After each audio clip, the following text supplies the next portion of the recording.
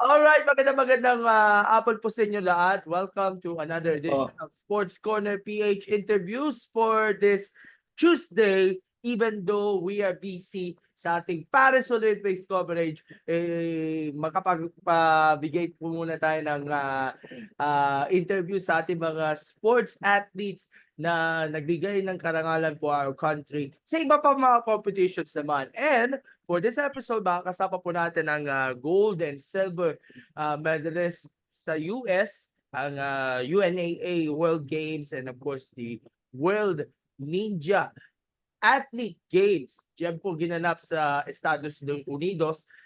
Isa po siya sa mga miyembro ng ating Philippine OCR team sa youth category. Walang iba kundi si Mr. Gavin T. Gavin, maraming salamat sa inyong pag-invite sa amin, and good afternoon po. Afternoon po. First of all, congratulations. Meron kayong maiuwi na gold and silver last month dyan sa US.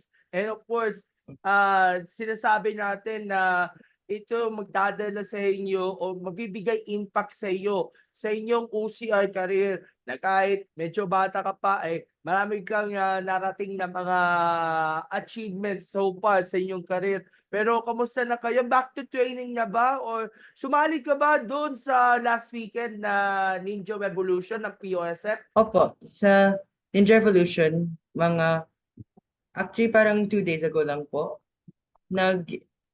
I joined Elite po, yung Elite category, bronze ako. Okay, so bronze medal ka pala. Sino pala yung naka-gold sa silver? Alam mo po si Kuya Aji Radan? Si Aji, yung isa sa mga Opo. membro ng ating national team, SEA Games gold medalist. And then yung silver, taga GBM. Si Kuya Zach Ganasias po. Si Jasa. By the way, si Aji, saka si Sak, nag-compete rin sa Asian OCR Malaysia. Championship sa Opo. Malaysia recently at nakapag-gold din sila doon. Pero I have to focus on you dahil nakapag-uwi ka ng gold, nakapag-uwi ka ng silver dito sa dalawang separate US competitions. But right now, kamusta na muna kayo right after this competition? Ano nararamdaman ninyo na pag-uwi nyo, meron kang bit-bit na mga medalya para at least ma-boost ang moral ninyo pagdating nga sa inyong young OCR career mo? Opo, medyo na-surprise ako kasi when I went to the US, I didn't expect na magkaka-medal ako kasi I thought experience lang, parang like play lang, tas um di ko I wouldn't win. Pero medyo na-shock ako na nag-medal din ako ng gold and silver. Okay. So before we headed to this competition, I want to get to know you more, Gavin. Nag-umpisa ka at the age of 9.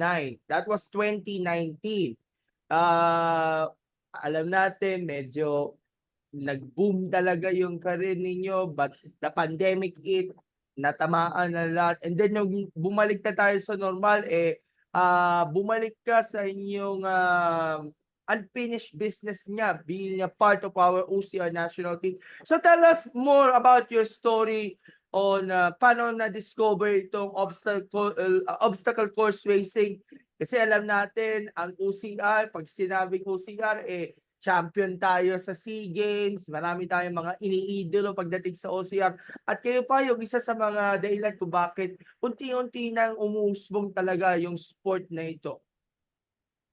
Opo, mga 2019 yung first coach ko po, yung friend ng nanay ko. So medyo lagi na akong, I was always climbing on stuff. So when my mom heard about OCR, nag-training ako sa dati yung pretty huge obstacles, now pretty huge lang sa BGC. At yeah, dun lang yung nagsimula. Okay. During that time, meron atang dedicated sa obstacle course itong mga pretty huge dyan sa may Taguig. But right now, simple court at Sporting Basilio sa pretty huge. And then, what was your first competition? Can you describe the feeling nung una ka nag-compete dun sa isang OCR competition nung nag-umpisa ang career mo? I was 9 lang po, so I don't really remember. Pero I think I was nervous kasi like, as like always in all competitions, like, it's just my first time, so I didn't really know what to expect.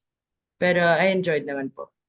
And of course, as time goes by, even though the pandemic marami naapektuhan na sports events, talagang sinisikap mo yung sarili mo na i-push those boundaries and of course, i-maintain yung magandang performance na pagdating sa competition.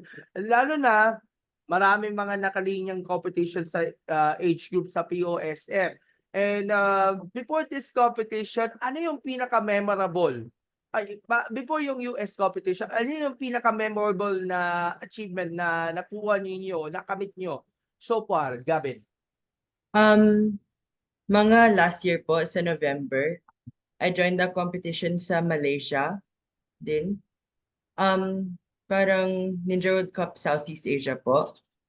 At they sent us for not the youth category, pero yung adult elite category. At naka-medal ko ng second po, silver sa adults. Wow! So at least kaya mo palang makapagsabayan din sa mga adults rin even though you at a young age. Pwede pala makisabay nga pagdating sa paglalaro ng ninja, ng OCR, sa age category na yon. And apart from, of course, yung specialty ninyo is ninja, di ba? Opo.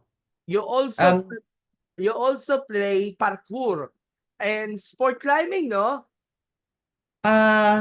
yung parkour and climbing, medyo cross-training lang po. I haven't done parkour in a while, pero climbing I do every once in a while lang pag if I have like nothing to do or walang training. Kasi yung ninja sort of crosses over into climbing, yung strength. Okay. So, so most likely cross training yung dalawang nabanggit ko, parkour saka sport climbing. Pero ang specialty sport ninyo is ninja sa OCR. And of course, ano pinaka nagustuhan ninyo na mga skills, of course, fundamentals, sa paglalaro nga ng obstacle course na sabihin natin medyo challenging para sa'yo?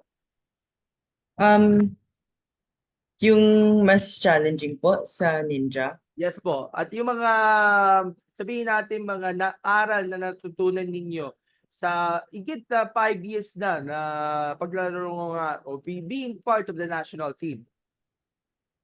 Um, yung mas challenging po ay yung mga mas strength-based. Parang they're like small ledges, mga 5 millimeters lang. You have to hang by your fingers.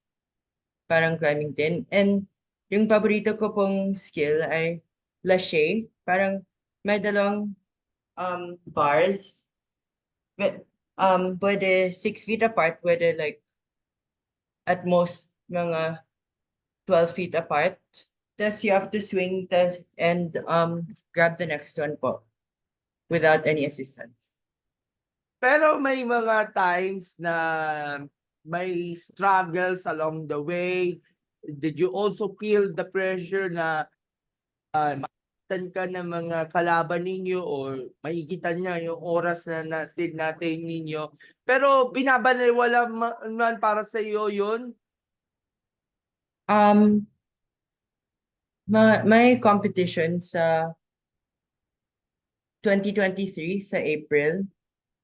Yung Ninja World Cup Asia, yung teammate ko, mga 1 second lang sa time ko. So like, tas yung finger ko, there's a cut, injury, may scar pa rin ako. So, it was super, nakaka-nervous po. Okay. So meron ka ring injury sa inyong kamay, no? Pero at least magaling ka na. Opo, Pero cut lang po. pero nag-iingat ka pa rin kung sakaling magkaroon ka ng konting pasa sa kamay. Kasi ang hirap talaga pag inahawakan mo yung monkey bars o kahit anong mga obstacle equipment, ika nga, mabigat talaga. At baka maaaring maapektuhan yung ating mga kamay. And even the mental aspect na rin, binabantayan mo rin yun sa mental siya. Opo. Dahil napaka-importante talaga yung mental mindset and even the physical side. Yung mental po, I used to be super nervous kasi you put like all your weight on like what you expect to perform. For example, you think you're gonna get gold, so like if you don't get gold, you're disappointed na. Pero I learned that your performance doesn't matter. I mean, your performance doesn't, it's not that it doesn't matter, pero you don't need to put too much weight on it.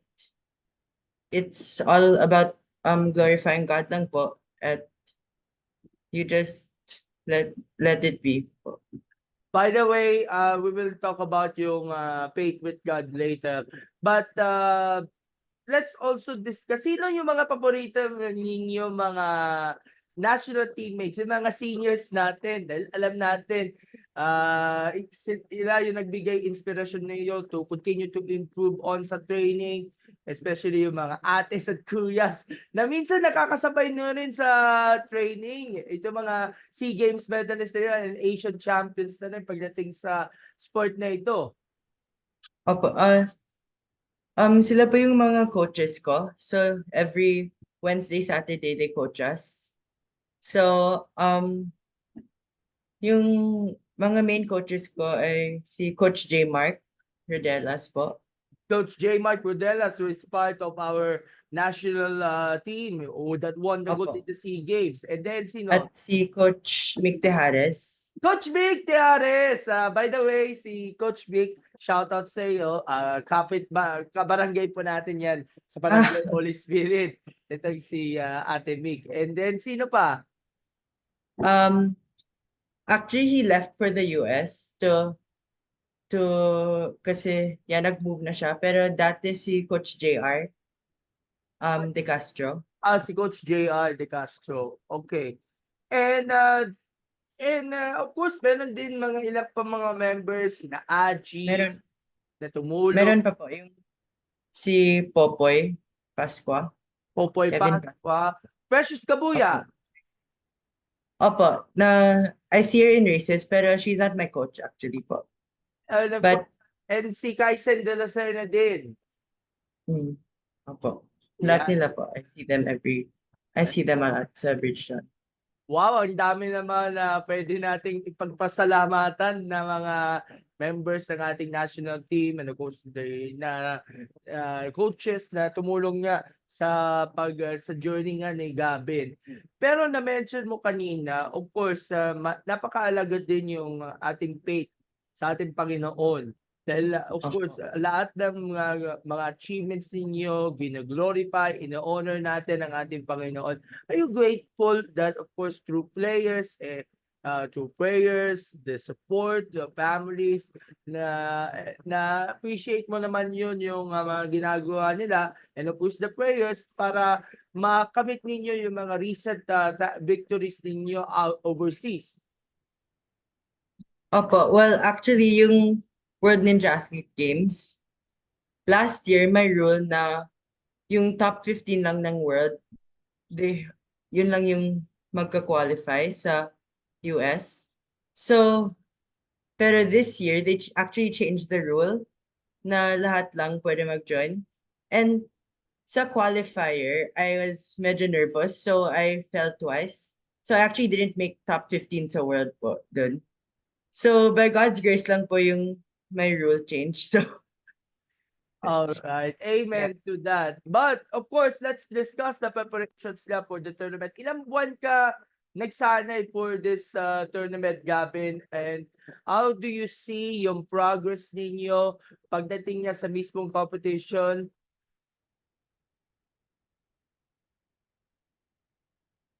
Okay. We're just experiencing some technical glitch kay Gavin, and we will go back to him later on.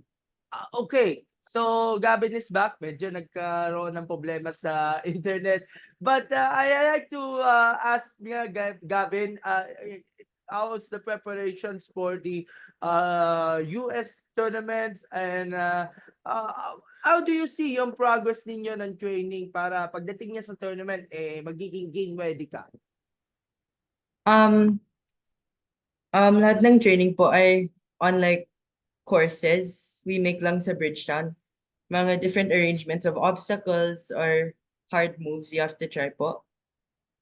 Yes po, Um, yun sa training. parang endurance sa arms. You have to hang for a long time or like you have to swing to a far place po. And apart from your training, you're also prioritizing yung studies nyo, di ba? What grade ka na ngayon at saan ka nag-aaral ngayon? Sa CCF Life Academy po. I'm going grade 9 this year. Sa CCF, dyan sa Pasig, no? Opo. Yan. At of course, nakakatuwa naman na of course naka-gold, naka-silver ka sa competition and of course 50th doon sa UNAA. Tell us more about your performance niya. How do you assess competition? And sabihin natin ano yung mga main reasons kaya naging magandang factor itong magandang performance and magandang output pagdating nga sa competition. How do you describe or how do you assess yung performance niya doon sa UNAA sa US? I was actually very proud kasi my mindset dun sa competition is good kasi in Ninja your mindset is like yun yung make or break.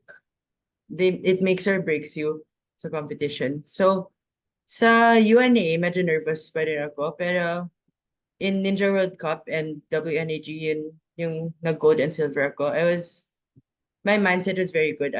It's like relax lang. You need to, whatever happens, God decides the outcome lang po, and it's all His plan. So that's what I was happy about po. So that my mindset was good. Then. Pero kahit pa paano, it's a God's grace talaga na makaabot niya Opo. dito sa mismong competition na yun. And meron kayong nakuha na 17 points na nandun sa rankings na ng UNAA. Added boost na ito para dito sa inyong career, para for the next competitions, you're going to train better, and of course to hopefully to make the podium finish. And what was your reaction upon learning na makakakuha tayo ng gold and silver, and of course the support given by your coaches, the family na laging umaalala sa iyo pagdating sa training and even in the competition mode? My reaction po was like I didn't really process it that much kasi after the Ninja World Cup, I didn't think that much about the WNAG. So I was medyo like kind of in disbelief pa rin po.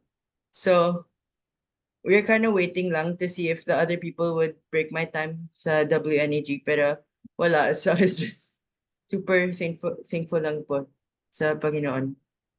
And nakakatuwa naman dahil itong competition ito ay baka magandang pangitain talaga para sa iyo na pagdating sa susunod na competition, kailangan mag-anda ka for the next international competition. You'll be ready with God's grace. Sana makamit mo nga yung mismong tagumpay. Pero may mga goals ka na nais mong ma-attain pa sa inyong buhay? I know napakabata ka pa at alam ko marami kang mararating talaga sa inyong career. With the help na rin ng ating mga coaches and those who supported you, what are the goals and expectations for you in the coming years? Goals lang po. I just want to keep enjoying it. Pero sana naman I go to like yung adult national team sa future. At actually my competition kami sa Costa Rica in September. Was it the World Championships na mismo? Opo, Costa Rica. So we're training for that now po. Okay, so Oy, sa August pala po. okay, this month pala. So you have resumed the training, no, for the World Championships, no? Opo. Yan. And apart from the World Championships, what are the other competitions that you look up to sa ating youth national team ng Ninja OCR?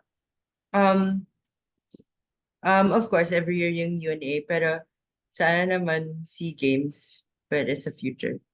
Hopefully, at alam natin na sa SEA Games, baka maging regular sport niya itong OCR. And of course, sa mga pangarap mo na ma-elevate ka from the youth side towards the senior side, yung adult na alam natin, maraming atleta ang nangangarap nga na makapag-champion niya sa SEA Games o di kaya sa iba pang competition. Kahit modern pentathlon, kasi kasama na yung OCR sa mga sports na kabilang sa modern pentathlon. So, you have also plans to train sa modern pentathlon din? Nag-training naman ako on the side lang sa modern pentathlon. Minsan-minsan nag-fencing, swimming, pero yung main sport ko talaga is ninja. Okay, so abangan natin yan. Right now, we have a Olympic champion. Even though hindi niyo ka-sport na ito, pero at least na-appreciate niyo yung recent victory nga ni Carlos Yulo. Siguro ano yung mga mensahe niyo kay Kaloy and even sa mga young ones na gustong sumubok nga sa inyong sport in different kinds of sports, including OCR, na maybe someday magiging world champion, Olympic champion, SEA Games, Asian Games champion, balang araw katulad. And of course, katulad mo, na isa ring champion dyan sa US. Ano yung bibigay mensahe niyo sa ating mga kapwa ninyong kabataan? And you also share the message for our Olympic champion, double gold medalist, Carlos Yulo. Kay Kuya Kaloy po, actually, I don't know him in person naman, so I don't know why I said that. Pero, congrats talaga, like, we didn't think naman, no one has ever done this before, and it's crazy how much pride he brought dito sa Philippines, at yeah, crazy. Congrats lang po. At, sa mga kabataan, just train lang, trust in God. At if you trust in God, your mindset lang yung mindset mo and whatever achievements will follow lang if it's His will. Amen. Amen to that. And of course, our gratitude for this interview. And of course, congratulations to your recent gold and silver medalist dyan sa UNAA and WNAG dyan po sa US. And I'm sure mararating nyo yung highest peak of your career nga pagdating nga sa inyong OCR career as part of our youth national team. By the way, you're still in the youth national team, no? Opo. At what age ka ma-elevate talaga for the seniors team? 16, 18? Wala pong age limit, pero not sure pa. They'll pick the new one po sa mga 2025. Okay, so maybe someday 2 to 3 years baka makita natin si Gavin na maging bahagi nga ng ating seniors national team that will be participating in the high-level competitions from the SEA Games and the other competitions lined up nga pagdating niya sa OCR, and we're definitely rooting for you for that. And as we close this interview, baka may guys kayong gustong pasalamatan o batiin lahat ng mga taga-suporta, and of course our God who serves as a big inspiration talaga for your career. Salamat po lang sa mga coaches ko, si Coach J. Mark, Coach Mick, Coach Poy, Coach JR. At sa Panginoon lang po. At sa parents ko po, kasi they're super supportive sa lahat. And like, they always help me, like, they pray with me and help me prep my mindset lang before the COP. All right, and we'll do our thumbs up and smile for our picture taking. 1, 2, 3. All right, Gavin, maraming salamat po for joining Salamat us po. in this interview, and we look forward to have you again someday pag meron kayong mga achievements na nakamit niya sa inyong young and thriving OCR career, and we look forward for more achievements, more medals, and more winnings to come in your and more growth para sa iyo sa mga susunod pa mga taon sa inyong buhay at karera bilang bahagi ng ating OCR Youth National Team. So Gavin, thank you so much and have a great day again. Bye! Yeah. God bless! Bye. Thank you po. God bless po.